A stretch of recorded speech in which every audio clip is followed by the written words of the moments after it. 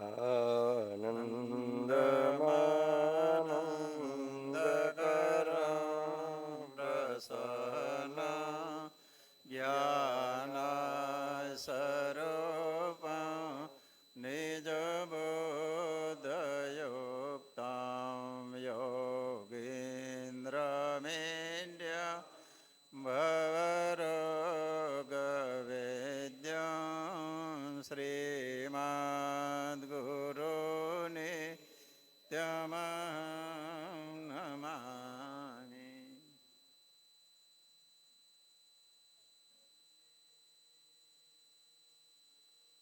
બંધ થઈ ગયા માયક બંધ.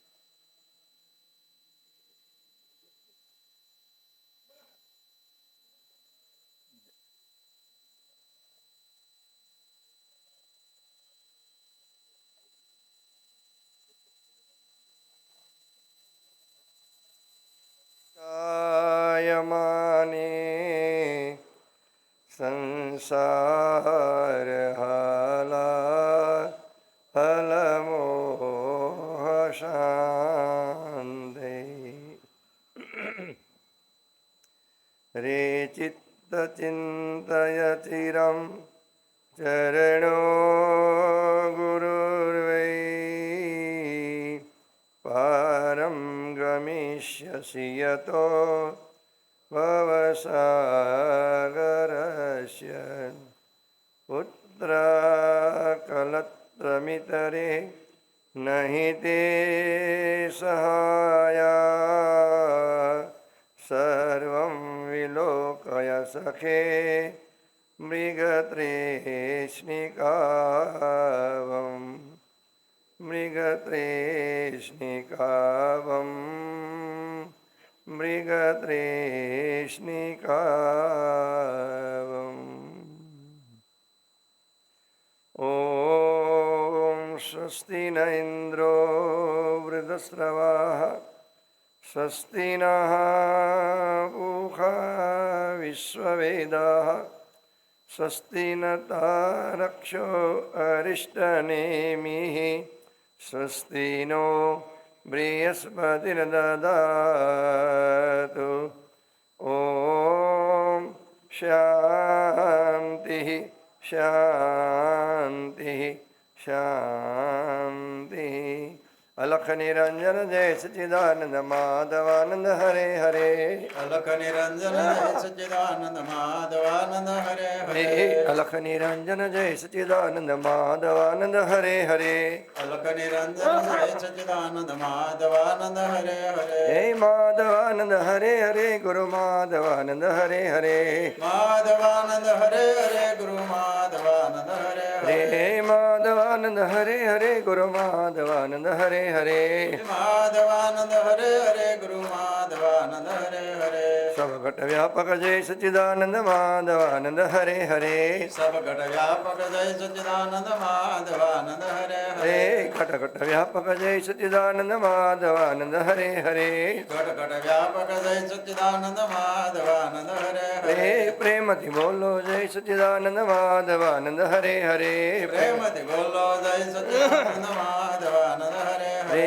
ભાવથી બોલો જય સચ્ચિદાનંદ માધવાનંદ હરે હરે. ભાવથી બોલો જય સચ્ચિદાનંદ માધવાનંદ હરે હરે. અલખ નિરંજન જય સચ્ચિદાનંદ માધવાનંદ હરે હરે. અલખ નિરંજન જય સચ્ચિદાનંદ માધવાનંદ હરે હરે. અલખ નિરંજન જય સચ્ચિદાનંદ માધવાનંદ હરે હરે. અલખ નિરંજન જય સચ્ચિદાનંદ માધવાનંદ હરે. સદગુરુદેવની જય. સ્વામીજી મહારાજની જય. સનાતન ધર્મની જય. આદ્ય જગદગુરુ શ્રી શંકર ભગવાનની જય. તાપી મૈયાની જય. ઓમ નમઃ પાર્વતી પદે.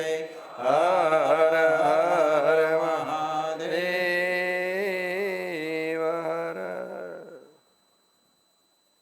પ્રિય સજ્જનો, પરબ્રહ્મ પરમાત્માની મહતી અનુકંપાથી આપણે ભક્તિનો લાભ લઈ રહ્યા છીએ. કેમ કે બધાને જે વાલું છે એના કરતાં પણ પરમાત્માને ભક્તિ વધારે વાલી, કેમ કે બધા વ્યક્તિ નોખું નોખું વાલું હોય. તો ભગવાનને શું વાલું? તો કહે છે કે ભક્તિ પ્રિયો માધવ, ભક્ત્યા તુષ્યતિ. ભગવાન ભક્તિના માધ્યમથી એ રાજી થાય છે. જેટલી હૃદયની અંદર પરમાત્મા પ્રતિ ભક્તિ, ને ભક્તિને માળા લઈને બેસી એમ ન મચશો. ભક્તિનો અર્થ છે પ્રેમ. કેમ કે નારદ ભક્તિ સૂત્રની અંદર પણ પરમાત્માએ, નારદ ભક્તિ સૂત્રની અંદર નારદ મુનિએ કહ્યું, સાધુ તસ્મિન પરમ પ્રેમ રૂપા. સા ભક્તિ તસ્મિન પરમાત્માની પરમ પ્રેમ રૂપા. કે પરમાત્મામાં પરમ પ્રેમ કરવો એનું નામ છે ભક્તિ. તમે કહેજો પરમાત્મામાં પ્રેમ કેમ કરો? પરમાત્મા દેખાય તો કરીએ ને. પિતા દેખાય છે તે પુત્ર પિતામાં પ્રેમ કરે, પત્ની દેખાય છે તે પતિ પત્નીમાં પ્રેમ કરે, પણ પરમાત્મા દેખાવા જોઈએ ને. દેખાય છે પરમાત્મા? તો પરમાત્મામાં પ્રેમ કરો એનો અર્થ છે સત્યમાં પ્રેમ કરો. શેમાં પ્રેમ કરો? અચ્છા, આપણે શેમાં કરતા હશું બધાય? કરતા હશું ને પ્રેમ? શેમાં? તો પણ નહીં બોલે.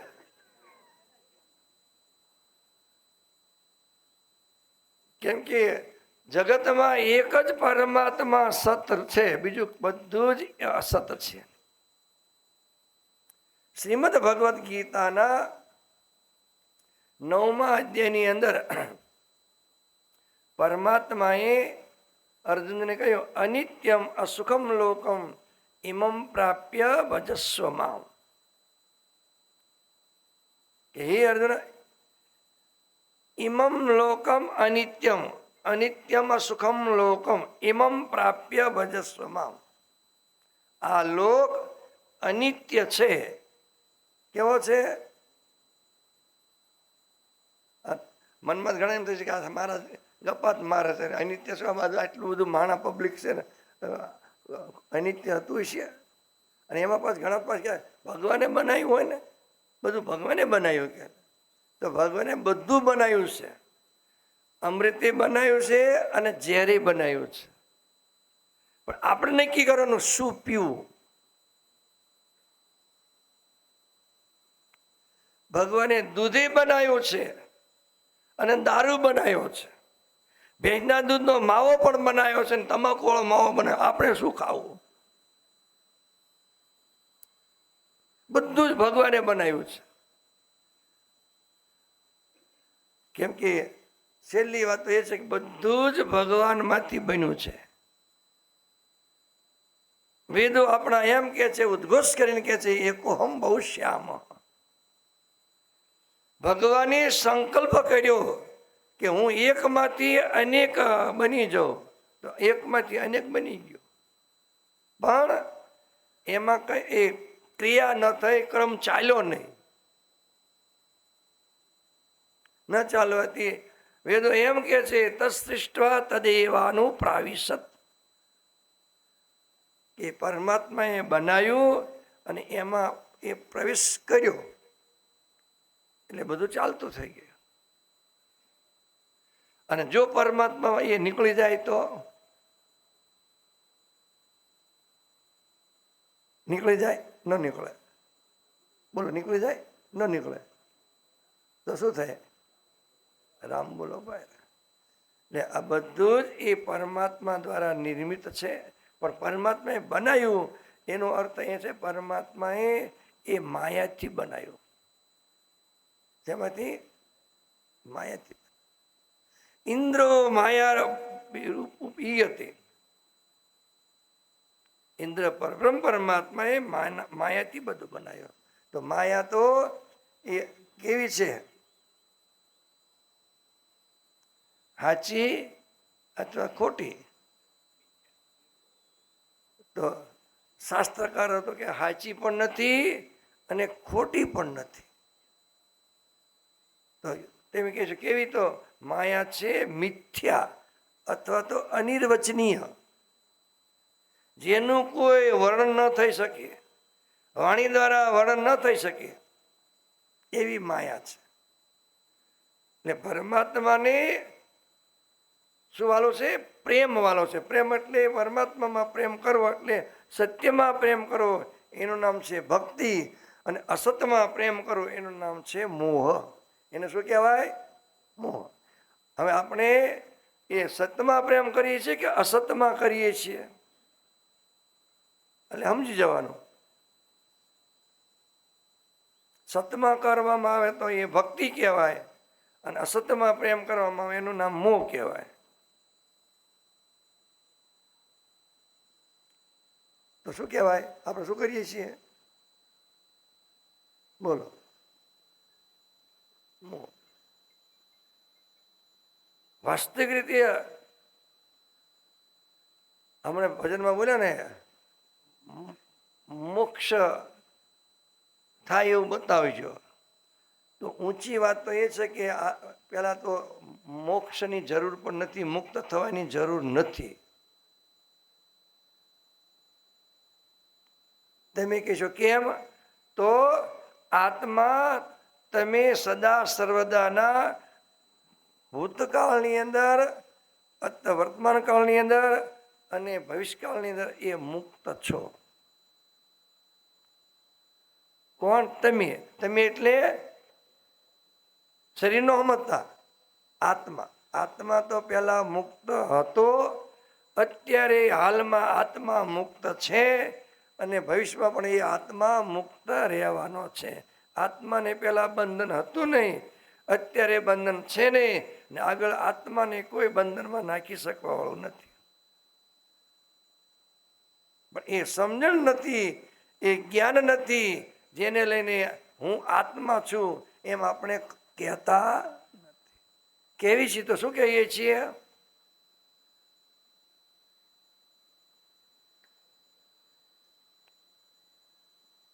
જેને બંધન છે એને મુક્ત થવાની જરૂર છે, પણ જેને બંધન હતું જ નહીં તો મુક્ત થવાની જરૂર શું આવે?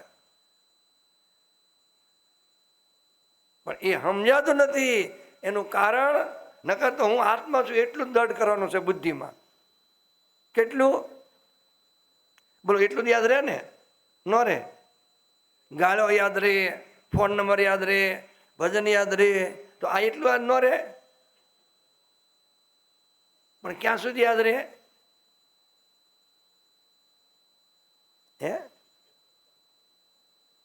બેઠા છીએ ત્યાં સુધી.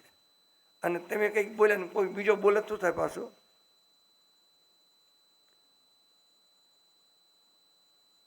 તો પછી શું થાય? તમારો ઈગો જાય ક્યાં? ઈગો ને મને કહેવાનું. એટલે આપણે હું આત્મા છું એને બદલે હું શું માનીએ છીએ? હે? શરીર. દેહની મમતા દૂર કરીને આત્મને ઓળખતો જા, આવ્યો છે તું આ સંસારે, જન્મ સફળ તું કરતો જા, જન્મ સફળ તું કરતો જા. અને ત્યારે જ એ માનવ માત્રનો એ જન્મ એ લીધો એ સફળ થઈ શકે છે. કોઈ રૂપિયાથી, કોઈ બંગલાથી, કોઈ પદથી, કોઈ માનથી એ જીવન, એ જન્મ એ સફળ થઈ શકતો નથી. પોતાના સ્વસ્વરૂપનું જ્ઞાન પ્રાપ્ત થાય અને એ બુદ્ધિમાં દૃઢ થાય તો એ મુક્ત, તો જીવન સફળ. નહીં તો પુનરપી જનનમ પુનરપી મરણમ પુનરપી જનની જઠરે શયનમ. કેમ કે ઘણી વખત કહેવાય ને કે કેટલા જન્મ લીધા છે, કેટલા જે જન્મમાં ગયા એમાં કંઈ ભેગું કર્યું છે ને કમાણી તો નહીં કર્યું હોય. મનુષ્ય જન્મ આપણે લીધા થઈ છે ને ઘણા તે, તો એમાં ભેગું કર્યું ને બંગલા ને ગાડીઓ ને વાડીઓ ને માડીઓ ને લાડીઓ, આ બધું ભેગું કર્યું છે તો શું થયું છે? હે? ભેગું કર્યું હોય પછી શું થાય મરતી વખતે? બીજા જન્મ જેવી તો લેવા દેવાને આપે નહીં. તો આ જન્મમાં મેળવ્યું એનું શું થશે? જગનું બધું જગમાં રહી જાશે, આખર થશે ફજતાઈ ભજ મન પ્રભુ પરમ સુખદાઈ. મિલીને માન બળાઈ ભજ મન પ્રભુ પરમ સુખદાઈ. જે પરમાત્મા પરમ સુખનો ભંડાર છે એ પરમાત્માને કેવલ પ્રેમ, એટલે સાચામાં પ્રેમ કરો એનું નામ ભક્તિ છે. કેમ કે ભક્તિને માટે તો એ બહુ એ વ્યાખ્યા કરવામાં મહાપુરુષોએ કરી છે. ભક્તિ કોને કહેવાય? સામાન્ય રીતે તો બધા એમ કહે છે, આપણે ભાગવતની અંદર આવે છે પુરાણમાં કે ભગવાનની ભક્તિ કરી તો કેટલા પ્રકારની ભક્તિ છે? 9 પ્રકારની ભક્તિ. કેટલા પ્રકારની? શ્રવણમ કીર્તનમ વિષ્ણુ, સ્મરણમ પાદ સેવનમ, અર્ચનમ વંદનમ દાસ્યમ, સખ્યમાત્મા નિવેદનમ. આ 9 પ્રકારની ભક્તિ એ કરવી. જેને યથાયોગ્ય જે પ્રમાણે જે થતું હોય એ ભક્તિ કરવી. પણ એ ભક્તિ શા માટે કરવી? તો શાસ્ત્રકારો કહે છે ભક્તિ જ્ઞાનાય કલ્પ્યતે. શેના માટે? ભક્તિ દ્વારા ભગવાન મળે એમ નહીં, ભક્તિ દ્વારા રૂપિયા મળે એને માટે નહીં, ભક્તિ દ્વારા બંગલા મળે એને માટે નહીં. ભક્તિ કરવાની કે પરમાત્માના સ્વરૂપનું જ્ઞાન થઈ શકે. ભક્તિ જ્ઞાનાય કલ્પતે. અને જો જ્ઞાન થાય અને પછી પ્રાર્થના અનુસાર જે કર્મ કરવામાં એ બધી જ એ ભક્તિ છે. યદ યદ કર્મ કરોમિ તત્તત્ખિલમ શંભો તવારાર્ધનમ. આ બધું જ એ કરું છું એ કોને માટે કરું છું? બોલો, આપણે કરીએ છીએ કોના માટે કરીએ છીએ? ભગવાન માટે નહીં. આપણે જે કરીએ છીએ ને એ કોના માટે? હે? પોતાના માટે, પરિવાર માટે. ને પરિવાર તમારો નહીં. તેમ પાછા પરિવાર માટે કરીએ, પોતાના માટે કરીએ, પરિવાર માટે કરીએ. પરિવાર તો પાછું એમ કે કોઈ કોઈનું નથી રે, કોઈ કોઈનું નથી રે, ભલે ના હક ના મરે બધા મથી મથી રે, કોઈ કોઈનું નથી રે, મુવાની સંગાતે કોઈ જતો નથી રે, કોઈ કોઈનું નથી રે. તો આ બધું જ કરવાનું છે. તો કેમ કે પહેલાં તો એ હું આત્મા છું એ તો હાવ સરળ છે, પણ એ યાદ રહેતું નથી. અને પાછો જ્યાં બહાર ગયા અને પાછો ઈગો આવી જાય. તો આ ઈગો દૂર કરવાને માટે જ એ ભારતીય સંસ્કૃતિની અંદર, વેદાંતની અંદર કર્મયોગ, ભક્તિ યોગ અને જ્ઞાન યોગ છે. કેમ કે પ્રત્યેકના હૃદયની અંદર એ મળ, વિક્ષેપ અને આવરણ, આ 3 પ્રકારના દોષો રહેલા છે. એ દોષોનું જ્યાં સુધી નિવારણ ન થાય તો નિવારણ શેનાથી થાય? તો એને માટે નિષ્કામ કર્મયોગ, ભક્તિયોગ અને જ્ઞાન યોગ છે. કેમ કે વેદોની અંદર 1,00,000 મંત્ર છે. કેટલા? 1,00,000. પણ ઝાઝા ભાગી 80%, 80,000 મંત્ર કર્મકાંડના છે.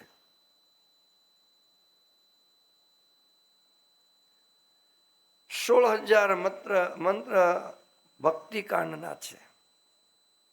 4,000 મંત્ર જ્ઞાનકાંડના છે. 4%, 80%, 16% અને 4% એ જ્ઞાનકાંડના છે. કેમ કે ઝાઝા ભાગે જીવો એ કર્મની અંદર પ્રેરિત હોવાથી એ કર્મનું નિવારણ કરવા માટે 80% મંત્રો છે. ઝાઝા ભાગે જેને પૂછો એ કરે છે કોને માટે? કર્મ કરીએ છીએ. તો કર્મ કરીએ છીએ તો એ કર્મ કરવાથી સંસારના પદાર્થો ફળ મળે, પણ જે મળ નામનો દોષ દૂર થવો જોઈએ એ થઈ શકતો નથી. મ એટલે સમજો ને, અશુદ્ધિ અથવા તો પાપ. કેમ કે અંતકરણ અશુદ્ધ થવાથી ભગવાનની ભક્તિ કરવાની ઈચ્છા થતી નથી. બોલો, સવારમાં ઉઠીને ભજન કરવાની ઈચ્છા થાય કે પછી હુઈ રહેવાની ઈચ્છા થાય? હાસું કહેજો. અમે ત્યાં કાલ તો રવિવાર છે જ, તે કાલ રવિવાર છે ને કે સોમવાર ને હોવાની ઈચ્છા તો થાય ને. ના, તમને નહીં હોય, તમે બધા પાઠમાં આવવાના, મને ખબર છે. પણ કદાચ ન હોય તો મળ નામનો દોષ દૂર ન થાય ત્યાં સુધી ભગવાનની ભક્તિ કરવાની ઈચ્છા થતી નથી. જેવી રીતે કહેવાય છે કે જેનું પેટ બગડ્યું હોય એને ગમે એવું સ્વાદિષ્ટ ભોજન આપવામાં આવે તો એને સારું ન લાગે. કે લાગે? હે? ન લાગે. એમ જેનું મન બગડ્યું એને ભગવાનની ભક્તિ, ભગવાન ગમતા નથી. જો અંતકણ શુદ્ધ થાય તો કે જે ભગવાનની ભક્તિ કરવાની ઈચ્છા થાય. એટલે જ ભગવાને ગીતાના 7મા અધ્યાયની અંદર અર્જુનને કહ્યું છે, એશામ ત્વંતકતમ પાપમ જનાનામ પુણ્ય કર્મણામ તે દંડમૂર નિર્મુક્તા ભજંતે મામ દૃઢવ્રતા. આ શ્રીમદ ભગવદ્ ગીતાના 7મા અધ્યાયનો શ્લોક છે. ભગવાન કે છે, હે અર્જુન, એશામ ત્વંતકતમ પાપમ જનાનામ પુણ્ય કર્મણામ, કે મનુષ્ય વ્યક્તિ કે પોતાના જીવનમાં થયા હોય એ પાપને જો પુણ્ય કર્મ દ્વારા ધોઈ નાખતા હોય. જેનાથી ધોવાય? કપડું મેલું થાય, આપણે મેલું કરવું નથી, યાદ રાખજો. આપણે કપડું મેલું કરવું, બોલો, કરવું છે? નથી કરવું. અને મેલા કરવા માટે આપણે મહેનત કરીએ છીએ મેલું કરવા માટે. આટલા બેઠા છે, એમાં કોઈએ પોતાનું જબલું કાઢીને માટીમાં રગોળ્યું? છતાં તમે એ પહેરો તો મેલું થાય? ન થાય. તો હવે મેલું એની મેળા થઈ જાય તો આપણે એમ કે ધોવાય નહીં, ધોવું પડે. અને ન ધોવો તો મેલું થવાનું. તેમ ધોવો તો મેલું થવાનું જ છે, તો ન ધોઈ શું વાંધો? છતાં પણ આપણે એ ધોઈ નાખીએ છીએ. શું કરવા? કે પછી ન ધોઈ તો શું, અઠવાડિયું ન ધોઈ શું થઈ જાય? હે? એ કપડું ન રહે, એ તમારું જબલું ન રહે. અને એ તો તમે બેનોને પૂછો ખબર પડે. શું કે અઠવાડિયું પહેરી રાખો અને પછી કાઢો તો શું કે તમને? ધોવું તો પડતું નથી, પણ કાઢવાની પણ કઈ ખબર નથી પડતી. આ પહેરી પહેરી તો મહત્વ જેવું કર્યું. એટલે મેલ સંગ્રહિત થયું મસોતું. એટલે આપણે એ મહોતું ન થાય ને જબલું ગણાય એટલે આપણે ધોઈ નાખીએ છીએ. એમ શાસ્ત્રકારો કે છે, જીવના એ ઇન્દ્રિયો દ્વારા એ પાપ થયા કરે. પાપ કોઈને કરવા નથી કે કરવા છે, પણ છતાં પણ થઈ જાય? ન થાય. એટલે આ વાતને અર્જુનજીએ ભગવાનને ગીતાના 3જા અધ્યાયની અંદર પ્રશ્ન કર્યો છે. જેમ તમારા મનમાં લાગે ને કે પાપ ન કરે તો થઈ જાય, કોણ કરાવતું હોય છે? એટલે અર્જુનજીએ ભગવાનને પૂછ્યું, અથકીન પ્રયુક્તોયમ પાપમ ચરતી પુરુષ અનિચ્છનપી વાસણીય બલાદિવ નિયોજિત. હે ભગવાન, હે વાસણીય, અથકીન પ્રયુક્તોયમ પાપમ ચરતી પુરુષ, કે મનુષ્યને પાપમાં કોણ એ પ્રેરણા કરે છે, કોણ એ લઈ જાય છે પાપમાં? કે ઈચ્છા ન હોય છતાં પણ એ પાપ કરાવે છે. અનિચ્છન પીવાસ નહીં એવા ઈચ્છા ન હોય છતાં પણ એ કોણ કરે? હે ભગવાન, એ કૃપા કરીને કહો, કોણ કરાવે? તો બોલો, કોણ કરાવે પાપ? હે? તો ભગવાને અર્જુનને ઉત્તર આપતા કહ્યું કે હે અર્જુન, પાપ ન કરવા હોય છતાં કામ ઈશ, ક્રોધ ઈશ, રજોગુણ સમુદ્ભવ મહાસનુ મહાપાપમાં વિદ્ય મિય વૈરીણમ. રજોગુણથી ઉત્પન્ન થયેલો કામ, ક્રોધ, લોભ, મોહ એ જીવને પાપ કરાવે છે. કોણ કરાવે? બોલો. જ્યાં સુધી કામના હોય, જ્યાં સુધી ક્રોધ હોય, જ્યાં સુધી લોભ હોય, જ્યાં સુધી મોહ હોય, ત્યાં સુધી એ પાપ થવાના થવાના ને થવાના.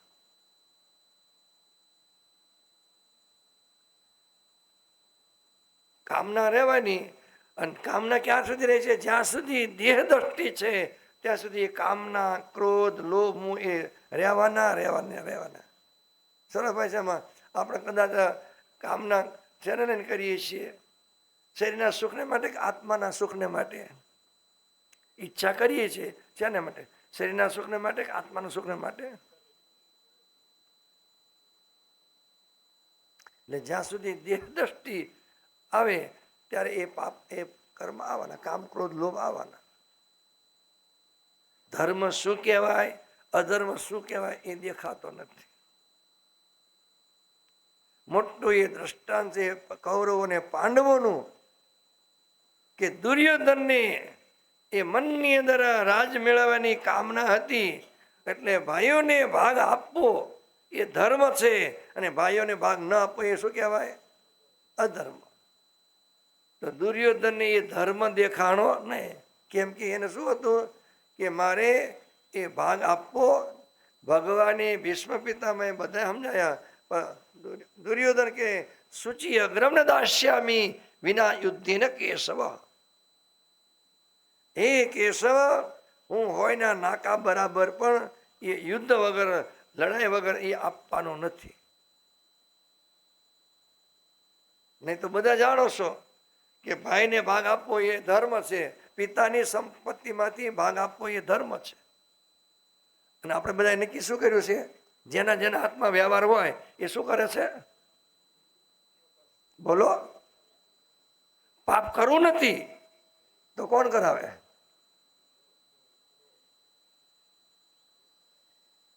અચ્છા, મોહ એટલે પુત્રનો મોહ છે, એટલે પુત્ર તમને સ્વર્ગમાં લઈ જશે.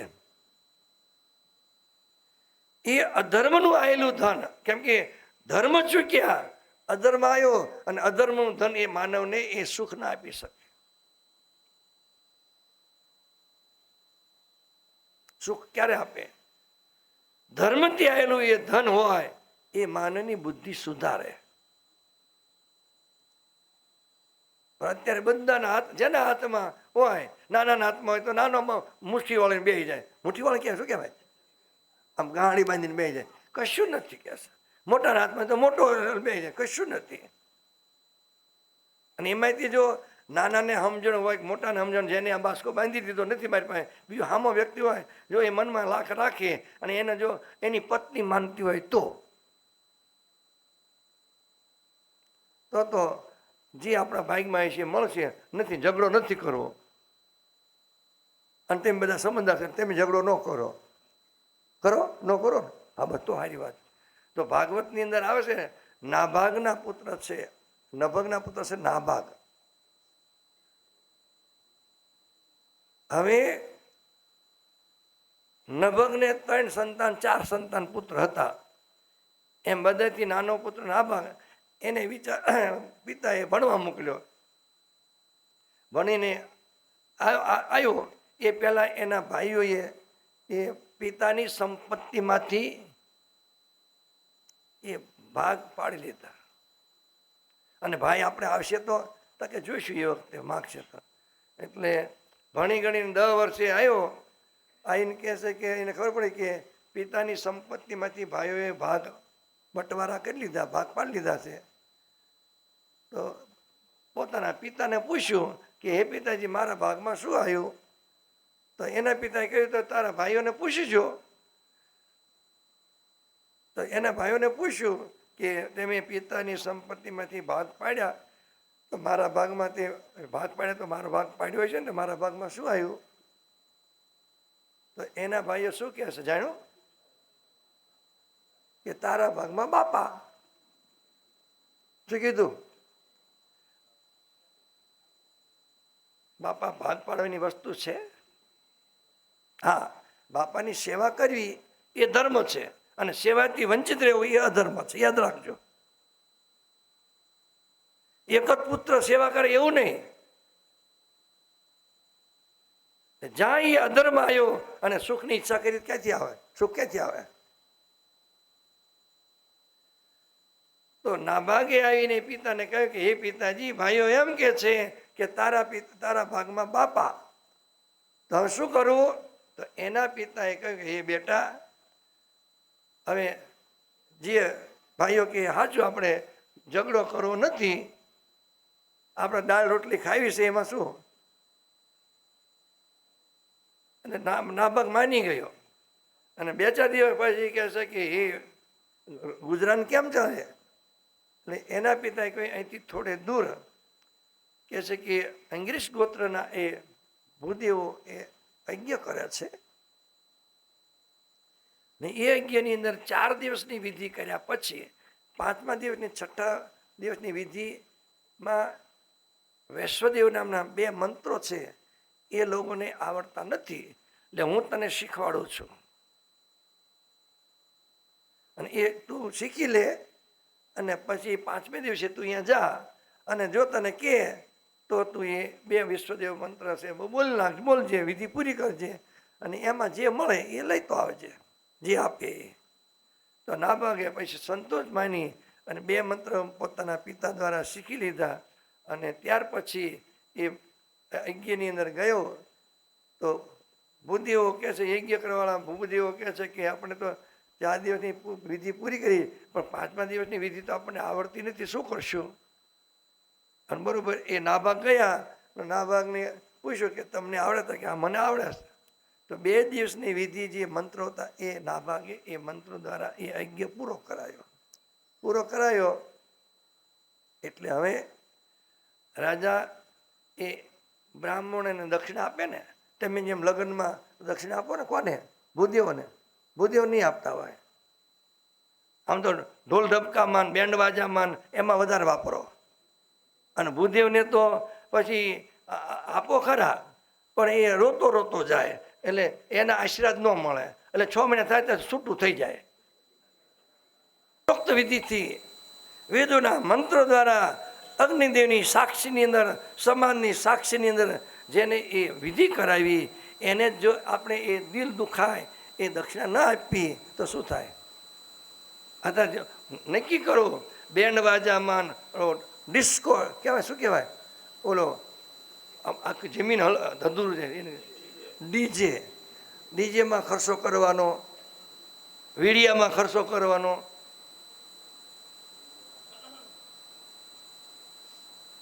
ધોધ ખર્ચો કરવાનો. આમ તો ઘણી જગ્યાએ આમ ઉડાડે. એ ઉડાડવું એ અધોગતિનું કારણ છે, યાદ રાખજો. આપણને લક્ષ્મીના અભિમાનમાં આપણને એ લક્ષ્મીનું અપમાન થાય છે અને એ પગમાં આવે. એ સમાજને આગળ હાલો ને તો રૂપિયાની ઉપર પગ મૂકે છે. એ સામાન્ય એ લક્ષ્મી માતા છે. પણ અભિમાન આવે ને તો વિવેક જતો રહે, વિવેક ન રહે. એ લક્ષ્મી માતાનું અપમાન છે અને એ અપમાન લક્ષ્મીજી માતા એ નારાજ થઈ જાય. ભલે 5 વર્ષ તમારે રહે એટલે જ કહો છો ને, ઘણા એને દહકો છે. દહકા પછી શું થાય? વિવેકો શરૂ થાય નહીં. જેને લઈ એ અપમાન જેનું થાય એ અપમાન ન થવું જોઈએ. તમે ભલે વાપરો એ લક્ષ્મીનું અપમાન, લક્ષ્મીજીનું અપમાન ન થવું જોઈએ. ભૂદેવને એ આપો, જેને લઈ રાજાએ યજ્ઞની અંદર બ્રાહ્મણોને એટલી દક્ષિણા આપી અને એ યજ્ઞની અંદર કહેવાય છે કે બધા જ પાત્રો હતા સોનાના. જેના હતા? એ બ્રાહ્મણો એ સોનાના પાત્રો પણ લેવા ન રહ્યા, એટલી બધી એ રાજાએ ભૂદેવોને દક્ષિણા આપી. અને રુદ્ર ભગવાનનો ભાગ જે યજ્ઞની અંદર તમે મૂકો છો ને, ક્યાં મૂકવા જાઓ છો ખબર તમને? ઓલું વાસ્તુ લો અને આવડું મોટું મોટું કોળું, હાકર કોળું એ કાપો, એના ટુકડા કરીને પછી મૂકો છો ને, એમ એ દક્ષિણ દિશાની અંદર એ રુદ્ર ભગવાનનો એ ભાગ મૂક્યો. બધા જતા રહ્યા, કોઈ ન રહ્યું. ત્યારે નાભાગે એ પાત્ર લેવા ગયા. એ ભાગ પડ્યો હતો ને દક્ષિણ દિશાની અંદર, એ ભાગ લેવા ગયા. જ્યાં ભેગો કર્યો ત્યાં રુદ્ર ભગવાનના અનુચરો આવ્યા અને કહે છે કે હે રાજન, તમે આ ભૂદેવ આ તમે કોને ક્યાં લઈ જાઓ છો? કોને માટે લઈ જાઓ? કે તો મારા માટે લઈ જાઉં છું, કોઈ છે નહીં. આ રુદ્ર ભગવાનનો ભાગ છે, તમારીથી લેવાય નહીં. અને જો તમારે લેવો હોય તો તમારા પિતાને પૂછી લો. કોને પૂછવાનું કીધું? બોલો, આપણને એ છોકરાની માએ કીધું કે જ્યાં તારા બાપા પાસે 5 રૂપિયા માગજે, તો છોકરો તમારી પાસે આવે તો તમને કેટલા કહે? હે 5 રૂપિયા કહે, 2 રૂપિયા કહે? એમ નાભાગ એ પોતાના પિતાને માટે એ ઘરે ગયો અને પૂછ્યું કે હે પિતાજી, દક્ષિણ દિશાની અંદર જે ભાગ રાખ્યો છે એ લેવાનો અધિકાર કોનો? તો એના પિતાએ કહ્યું, હે બાળક, હે બેટા, એ તો રુદ્ર ભગવાનનો લેવાનો અધિકાર છે, આપણે ન લેવાય, એટલે આપણે લેતો નહીં. આવી અને રુદ્ર ભગવાનના અનુચરોને 2 હાથ જોડીને કહ્યું કે હે ભગવાન, મારા પિતાએ કહ્યું કે એ રુદ્ર ભગવાનનો લેવાનો અધિકાર છે, એટલે તું ન લેતો, એટલે મારે જોતું નથી, તમે લઈ જાઓ. રુદ્ર ભગવાનના અનુચરોએ વિચાર કર્યો, કેટલી એ પિતામાં સત્યતા છે અને કોઈ પણ પ્રકારનો મોહ નથી. અને આપણે શું કહીએ, જો આપણો છોકરો ઓલામાં બારમાં દારૂમાં કે પછી શું કે ડ્રગ્સમાં અને ઓલામાં શું કહેવાય બીજું હમણાં નીકળ્યું છે ફોનમાં આવે છે બધું, હે નહીં ફોનમાં આવે, ફોન ચાલુ કરો ને ત્યારે બોલે છે કે તમે છેતરાતા નહીં, એને શું કહેવાય? હા, સાયબર. તો છેતરાતા નહીં એમાં આવે છે ને, એમાં કદાચ કોઈક છોકરો સાયબરમાં આવી ગયો અને આપણે છોડાવવા માટે શું કરીએ? એ અમારો છોકરો છોડી દીજો. ખોટું કરે તો છોડાવવા માટે કોણ કરે છે? જ્યારે નાભાગને એમ કહ્યું કે તું અડતો નહીં, તો હવે નાભાગે આવીને કહ્યું, કેટલી રુદ્ર ભગવાન કહે છે કેટલી એ પિતામાં એ સત્યતા છે, અને પિતામાં છે તો પુત્રમાં પણ કેટલી સત્યતા. નાભાગે આવીને કીધું હતું મારા પિતાએ કહ્યું છે કે તું લઈ લે, તો એટલે રુદ્ર ભગવાન એના પર પ્રસન્ન થયા અને જે એ બધા પાત્રો સોનાના હતા એ એને આપી દીધા. રુદ્ર ભગવાનને અનુચરો જતા રહ્યા અને આ તરફ એને ગાડી બાંધી સોનાના પાત્રો એ ઘેરે લાવ્યો અને હવે એને આખી જિંદગી એ કમાવાનું બંધ થઈ ગયું. અને એ જગ્યાએ આપણે હવે શું કરીએ બોલો? તેમ બધા સજ્જન છો તો કંઈ કરો જ નહીં અત્યારે, સારી વાત છે. તો કહેવાનો મતલબ પાપ થાય ક્યારે? કામ, ક્રોધ, લોભ, મોહ હોય તો એ પાપ કરવા પડે છે. જેટલી દેહની અંદર આસક્તિ વધારે એટલા જ પાપ કર્મ વધારે. કર પાપ કપટ છલ માયા, ધન લાખ કરોડ કમાયા, જી સંગ ચલે નહીં અધેલા દો, દિન કા જગ કા મેલા. સુત માત પિતો ધન ભાઈ, કોઈ અંત સહાયક નાઈ, જી ક્यों ભરે પાપ કા ઠેલા દો, દિન કા જગ કા મેલા. यह नश्वर है संसारा कर भजन ही सका प्यारा जी ब्रह्मा नंद कहे सुन चेला दो दिन का जग का मेला। તો જે કામ ક્રોધ લોભ મોહને લઈ અને પાપ થાય એ પાપને લઈને અંતકણ એ અશુદ્ધ બને છે.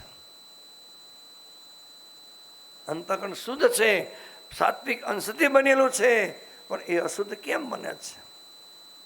બીજું કે ઇન્દ્રિયો દ્વારા પાપ થાય. આપણે કોઈ યાત્રાએ અઠવાડિયા ગયા હોય અને ઘરમાં 2-4 જણા હોય બધા જતા રહ્યા બારી બાણા બંધ કરીને, અને એમાં તો હવે ઘણા તો બારી બાણા બંધ કરતો એમાં કાગળિયા અને કપડાં ભરે છે એટલે અંદર એ માટી ન જાય. અઠવાડિયા 10 દી 15 દિવસે બંધ કરીને જ્યારે યાત્રાએ પાછા આવો એટલે તમે સીધા જ અંદર જતા રહો એટલે તમારે કંઈ કરવાની જરૂર નહીં. બોલો બેન, સાફ કરવાની જરૂર નહીં ને? જરૂર ખરી? હે કેમ? હે પણ એ તો બારી બાણા બંધ હતા, આડા કમળા અને કાગળિયા ડાયલા નાખ્યા છે, પછી અંદર માટી આવે? બોલો બેનો, માટી આવે? તો જો બારી બાણા બંધ કરી અને આડા કપડાં ભરી દેવી, કાગળિયા ભરી દેવી, તો અઠવાડિયું 10 દીમાં પાછા આવી તો એ તમે આવો ને તો ઓલા જેમ કંકુના પગલાં પડે ને એ માટીમાં પગલાં પડે તમારા, અને સાફ કરવું પડે. તો જો બારી બાણા બંધ હોય તો એ અંદર એ આવે તો આપણી જે બારી બાણા છે એ ઉઘાડા શકે બંધ. જે 5 ઇન્દ્રિયો છે ને એ બારીઓ છે. ચક્ષુ ઇન્દ્રિય, શ્રવણ ઇન્દ્રિય, રસના ઇન્દ્રિય, તગિન્દ્રિય, ઘ્રાણ ઇન્દ્રિય, આ બધી એ બારીઓ છે. એમાંથી કચરો આવે? ન આવે. આવે? ન આવે ને? આંખથી જોવાનું કેવું, કાનથી સાંભળવાનું કેવું, જીભથી બોલવાનું કેવું, ખાવાનું કેવું, રસના ઇન્દ્રિય દ્વારા.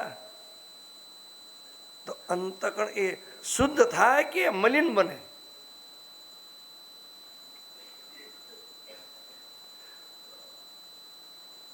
બોલો. મલિન અંતરમાં છે અંધારું, અંજવાળું ન મળે, ઇન્દુ અર્કને પીળો દેખે, પોતાની કમળે માયા મોહમાં દીરા પીધી, મદ ભર્યો આગે સદગુરુની શિખામણે ને કઈ પેરે લાગે. ગમે એટલું એ સત્સંગ કરે, ગમે એટલું એ સદગુરુ સમજાવે, પણ એ ઉતરે નહીં. કેમ? અંતકણ રૂપી જે પાત્ર છે એ પાત્ર એ ખાલી નથી, શુદ્ધ નથી. ઘડો ભર્યો હોય તો એમાં પછી ભરવું શું કરવું પડે? ઘડો ભરેલો છે જેનો દૂધનો, છાશનો, પાણીનો, પણ એમાં કંઈક બીજું ભરવું શું કરવું પડે? એમ અંતકરણ રૂપી પાત્ર ઘડો એ ખાલી હોય તો એમાં કંઈક બીજું નવું ઉતરે. જેમ તમે અત્યારે જમાનામાં કોરી કેસેટમાં તો ટાઈપ કરી શકો, અને જેમાં ટાઈપ કરેલું હોય એમાં કરવું હોય શું કરવું પડે?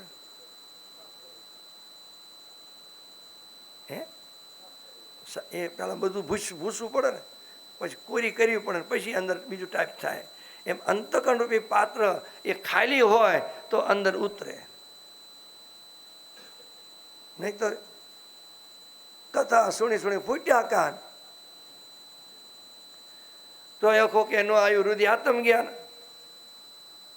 તો પહેલા તો નિષ્કામ કર્મયોગ દ્વારા અંતકણ જો શુદ્ધ થાય. કેમ કે ગોસ્વામી તુલસીદાસજી રામાયણની અંદર કહ્યું કે મન મલિન તનુ સુંદર કેશે, વિસરસ ભર્યા કનક ઘટ જૈસે. મન મલિન તનુ સુંદર કેશે. મન મલિન હોય, અશુદ્ધ હોય, અને શરીર એ સુંદર હોય તો એની શોભા કેવી? તો દ્રષ્ટાંત દ્વારા કહે છે વિસરસ ભર્યા કનક ઘટ જાય છે. ઘડાની અંદર જેમ હોનાનો ઘડો હોય અને એમાં ઝેર ભર્યું હોય તો શોભા કેવી એની? એમાં હૃદયની અંદર રાગ દ્વેષ કામ ક્રોધ લોભ ભર્યા હોય અને ઉપરથી આપણો એ શું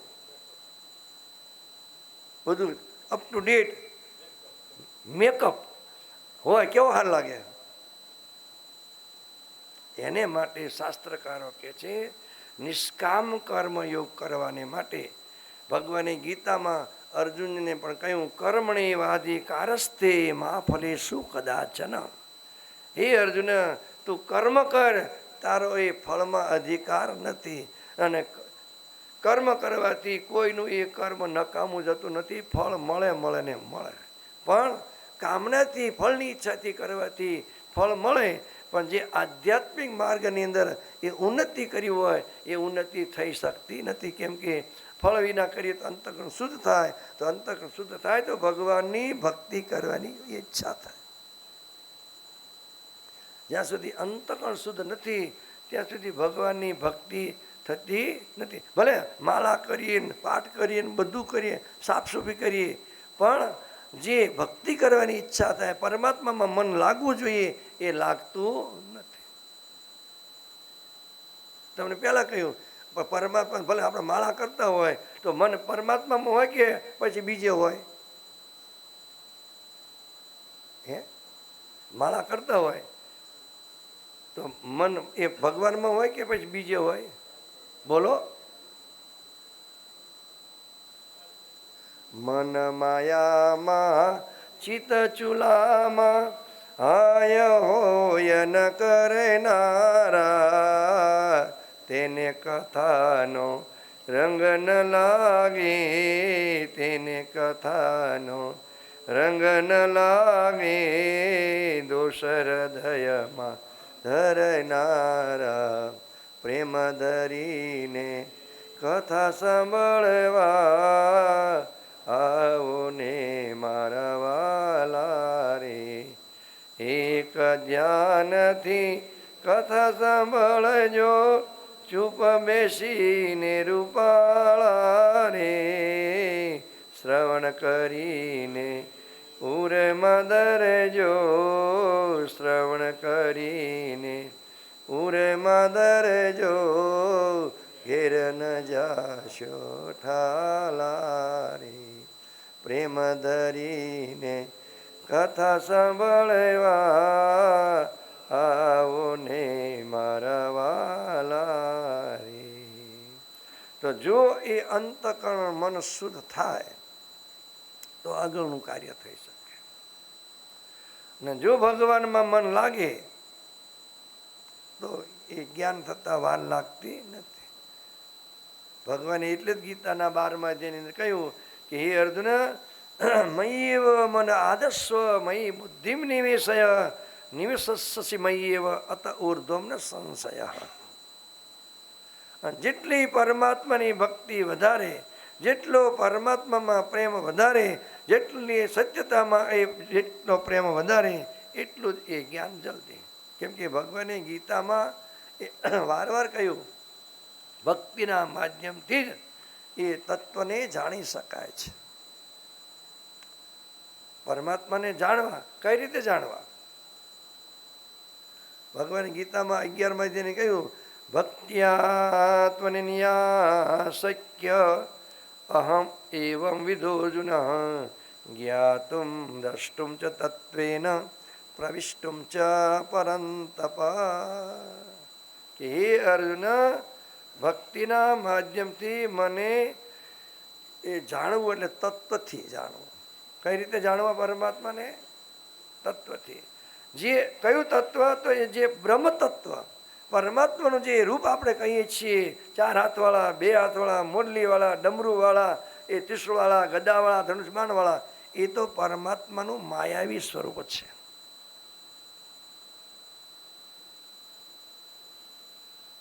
ભગવાને ગીતામાં સ્વયં કહ્યું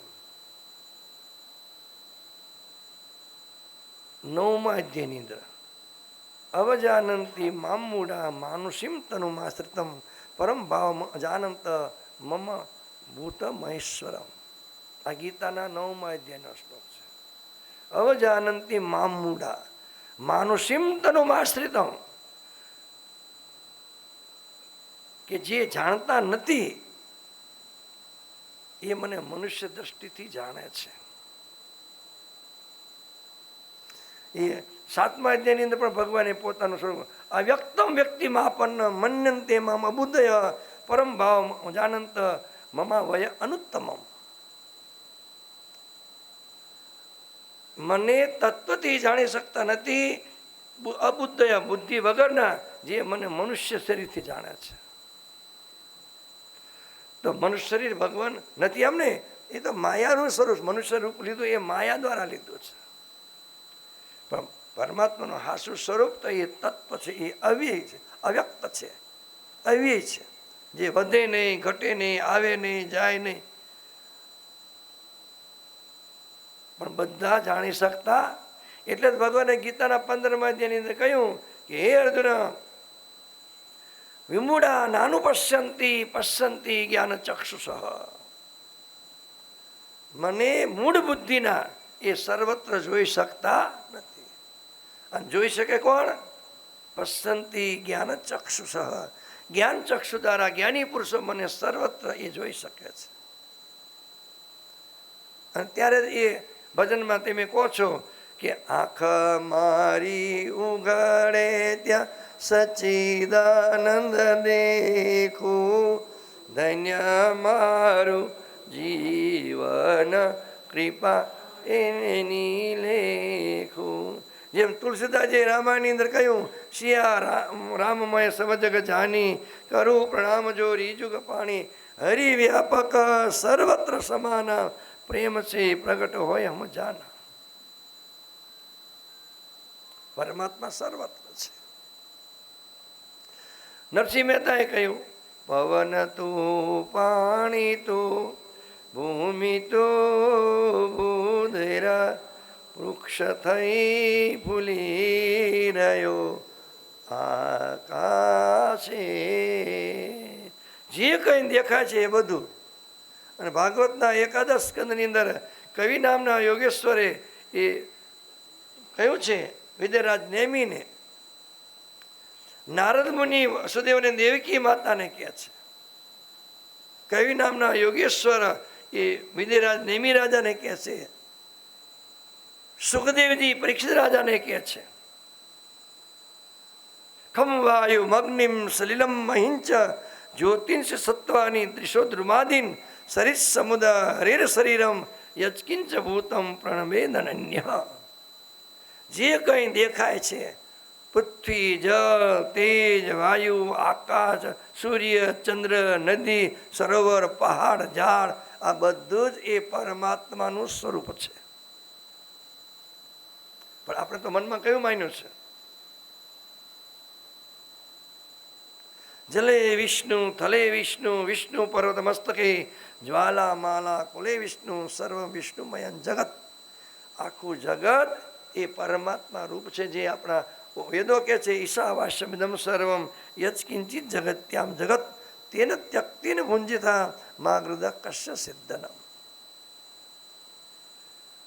અને જો જ્ઞાન થઈ જાય તો એ ભક્તિના માધ્યમથી તત્વથી ભગવાન કહે છે એ મને એ દ્રષ્ટુમ જોઈ શકે છે. જ્ઞાતુમ દ્રષ્ટુમ ચ તત્વેન. પહેલાં તો એ જાણી શકે, પછી જોઈ શકે, અને જોયા પછી તરત એની અંદર એ પ્રવેશ કરી શકે. જેમ તમને સરળ ભાષામાં તમે જાણી ગયા તો તમને પૂછે કે તમે ક્યાં બેઠા છો, તો શું કહેશું આપણે? બોલો, નક્કી કરો. પરમાત્મા સર્વત્ર છે, તો આપણે ક્યાં બેઠા છીએ? પરમાત્મામાં. પણ નકર જે અત્યારે કહેવાનું એટલું જ બોલો. નકર આપણે શું કહીએ? ક્યાં બેઠા છો, તો શું કહેશું? આશ્રમમાં. આશ્રમ ક્યાં આવ્યો? કરાડા ગામમાં. કરાડા ગામ ક્યાં આવ્યું? સુરતમાં.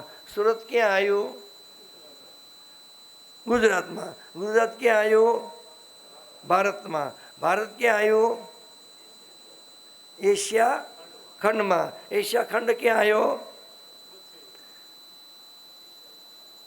વિશ્વમાં, આખી દુનિયામાં.